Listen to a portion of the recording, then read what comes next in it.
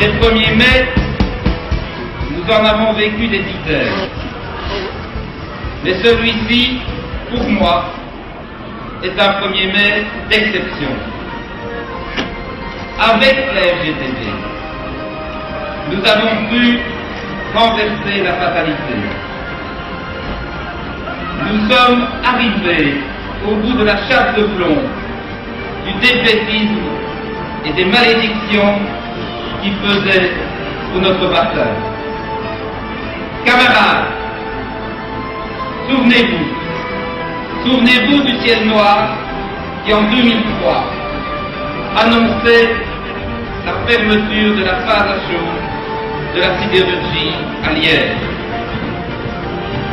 Je veux ici solennellement saluer la lucidité des négociateurs syndicaux qui, malgré le poids de la défaite, ont alors pu préserver l'avenir en obtenant la mise sous cocon du Haut Fourneau 6 de Springs.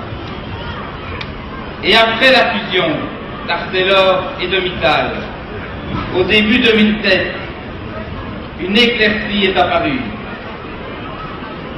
Et nous avons relevé le combat d'un an, où la plupart pensaient qu'il était déjà perdu. Eh bien, ce combat, nous l'avons gagné. La réouverture du Haut Fourneau 6, le maintien de la ligne à chaud, c'est plus de 7500 emplois qui sont conservés à Liège. Et avec le concours des autorités de Serein, avec le Groupemestre, avec Alain, mais aussi ceux de Poupey, Ederstal, Moreau et Frédéric, avec aussi la FGTB. Et je veux saluer ici la détermination des métallos et du CESCA, de Francis et d'Egidio. On a gagné. Mais le Haut Fourneau 6, la ligne à chaud, n'est pas notre seule réussite. Le trilogie port est débloqué. La FN reprend des couleurs. Nos entreprises, dans les biotechnologies, l'aérospatiale, dans les services, progressent. 2007 a été une année exceptionnelle. C'est la raison d'être du plan Marshall, qui n'a d'autre objet que d'améliorer le pouvoir d'achat. Créer de l'activité économique, c'est la manière la plus efficace de créer de l'emploi et avec les emplois, de donner des revenus à tous nos citoyens. C'est parce que la Wallonie a aujourd'hui des contacts, non seulement avec Bruxelles, avec la Flandre, mais aussi avec les Pays-Bas, l'Allemagne et la France, mais de plus en plus avec les pays émergents et les États-Unis, il est important que l'on sache ce qu'est la Wallonie et ce que sont les Wallons.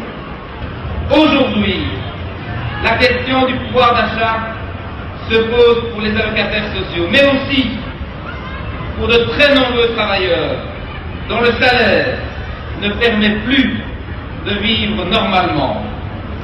Et c'est dans ce contexte que certains veulent remettre en cause l'index, alors que celui-ci ne garantit déjà plus pleinement la stabilité du niveau de vie. Il faut dire non, non et non à la remise en cause de l'index. Et surtout,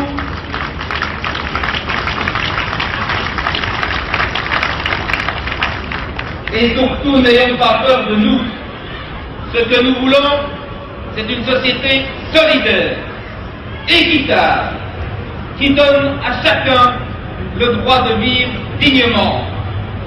Une société où la fin du mois ne commence pas le 10, le 15 ou le 20, et où les jours qui restent s'appellent débrouille et survivre.